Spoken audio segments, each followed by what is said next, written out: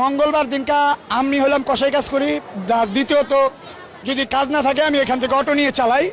তো যে আসামিটা ছিল, আসামিটা আনছে মনির মিয়া, আর এখানে জায়গাও দিছে মনির মিয়া, আর এই বাসার কেয়ারটেকারও মনির মিয়া। তো ওই মঙ্গলবার দিন আমি সকালে 8:30 বাজে এখানে আসছি পরে আমাদের আরও 2-3টা ড্রাইভার আসছে, গ্যারেজ খুলে নেই আমরা কীভাবে গাড়ি বের করবো তার জন্য আমরা গল্প করতেছি।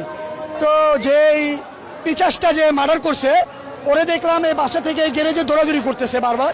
কেন দৌড়াদৌড়ি করতেছে? ওর গ্যারেজও দৌড়াইতেই পারে, স্বাভাবিক। তারপর আমরা আসলাম, যেহেতু ওর সাথে কথাবার্তা বলি আমরা। আয়সা বললাম কী হয়েছে ভাই দৌড়াদৌড়ি? তো আয়সা দেখলাম সে এতটুকু একটা ছুরি গ্যান্ডিং মেশিন দিয়ে তো গ্যারেজের ভিতরে ঘষতেছে, মানে একদম চকচকে সাদা করে ফেলছে ছুরিটাকে, মানে এরকম পরিমাণে ধার দিছে মানে ওটা কার আঙ্গুলে লাগলেও পড়ে যাবে। তো যাই হয়েছে 9টা 7 মিনিটের ভিতরে সে কি করলো, গ্যারেজ থেকে এভাবে লুকায়া কি জানি বাড়ির উপরে চলে গেল। তো চলে গেল, 9টা 10 বেজে গেল, 2-3 মিনিটের ভিতরে এই কাহিনীটা। 9টা 10 আমরা এখানে বসে রয়েছি, আমাদের মহাজন আসে না, গাড়ি কীভাবে নিব।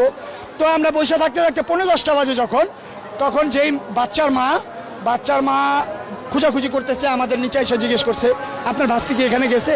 বললাম না আপা, ও তো নিচে নামে না, ও তো উপরেই থাকে। তো যেই জায়গায় মার্ডার করা হয়েছে বাচ্চাটাকে পাশের ফ্লাইটে, ওই ফ্লাইটে বাচ্চাটাকে যখন না হয়েছে তখন একটা জুতা ভুলবশত আমাদের রিজিক ওই বাচ্চাটার লাশ ছিল বিদায়, আমরা তার মা বাবা ছিলাম বিদায়, মানে হক হালালি, তার জন্য আমরা ওই জুতাটা মানে আল্লাহর উসিলায় বাইরে পড়ে গেছে। তো বাচ্চার মা খুঁজতে খুঁজতে দেখলো কি একটা জুতা ওই দুয়ারের বাইরে পড়ে রয়েছে। বাচ্চার মা ভাবলো পাশের ফ্লাইটে যেতেই পারে, স্কুলে যাবে না, তার জন্য বাহানা দিয়ে। তো ভাইয়া ও ফ্লাইটটার ভিতরে টোকাটুকি করছে বাচ্চার মা প্রায় 20 মিনিট টোকাটুকি করার পরে কোনো সারা নাই, শব্দ নাই, ভিতর থেকে লাগানো। তো বাচ্চার মা আমাদের নিচে এসে 3-4 জনকে ডাক দিল পরে আমরা সাপাল নিয়ে মনির মিয়ার আরেকটা এই যে ম্যানেজার রাখছে ওইটাকে নিয়ে আমরা সাপাল দিয়ে উপরে গেলাম। উপরে গিয়ে আমরা দরজাটা ভাঙার চেষ্টা করলাম, আমরা দরজাটা এক পর্যায়ে ভাঙতে পারলাম না, 2-3টা সিটকারি লাগানো ছিল।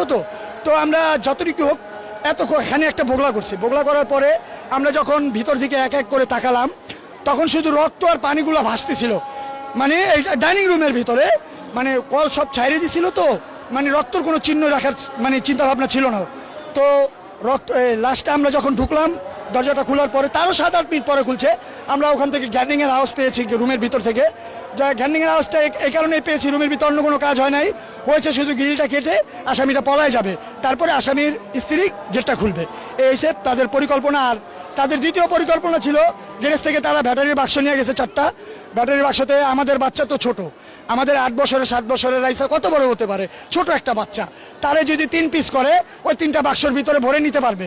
সে কি করছে, আমাদের বাচ্চার মাথাটাই সমানে কেটে পানির ভিতরে না হলো 100 চুপ দিছে। কারণ এই কারণে চুপটা দিছে সে, যে আমাদের বাচ্চার রক্তটা মাথা থেকে যেটা ঝরতেছে সেই রক্তটার চিহ্নটা বাক্সতে যদি নেয়, বাক্সতে ভিজে রক্তটা পড়বে এবং কি বাক্সটা ছিঁড়ে যাবে, তার জন্য সে অনেকবার মাথাটা ধুয়ে ওই মাথাটা আরেকটা বালতির ভিতরে নিয়ে রাখছে। আপনারা মিডিয়া ভাইরা হয়তো দেখছেন রক্তটা একেবারে হালকা দেখা যাচ্ছে। হালকা দেখা যাওয়ার কারণ হলো ওই যে তাকে যে চুবাইছে মাথাটা রক্তটা পরিষ্কার করার জন্য, তো পরিষ্কার যতটুকু করতে পারছে তাড়াহুড়োর ভিতরে করছে। তারপরে আমাদের বাচ্চার এখান থেকে একটা টুকরা করছে, তারপরে এখান থেকে একটা টুকরা করছে, তারপরে আমাদের বাচ্চা উত্তা করা ছিল, তো হয়তো আপনারা মিডিয়া ভাইরা দেখেন নাই, আমাদের বাচ্চার এখান থেকে ভাড়া হয়েছে। আরেকটা জঘন্য কাজ করা হয়েছে আমাদের বাচ্চার সাথে, এখানে যদি বলা হয় তাহলে আপনারা মিডিয়ারাও ভালো থাকবেন না পাবলিকের উত্তেজনায়, কিন্তু সেটা বললাম না আমরা।